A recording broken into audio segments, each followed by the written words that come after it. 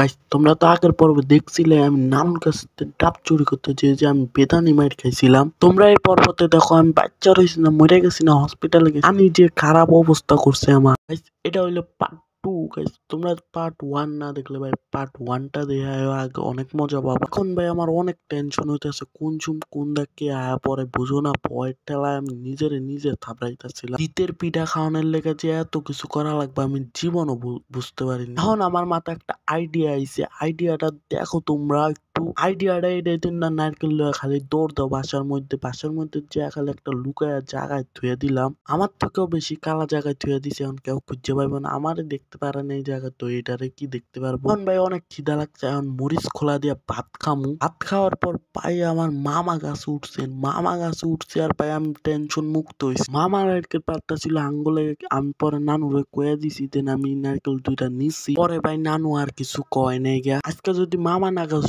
লইলে গাছে আমার পুটকিটা থাকতো, পাই বাইরে ফাড়ায় লইতো নানু আমারে। নিয়া দেওয়ান লইয়া ওই কিরে কয়ে চিল্লাইতাছিল আর নানুরে দিতাছিল। নানু তো এখন অনেক খুশি। এখন ভাই আমি অনেক খুশি হইলাম যে মামা গাছ উঠছে, এখন মামা নেমে যাইতাছে গা। আমিও মামারে ধরলাম, একটু সাহায্য করলাম, গেলে মামা আমারে এত বড় হেল্প করছে দেয়া। নিয়াদে আমার নারকেলের নিয়ে কত শো অফ করতেছে দেখো। তো এখন আমি চা খাই, তোমরা চ্যানেলটাকে সাবস্ক্রাইব করে দিয়ে যাও। টাটা।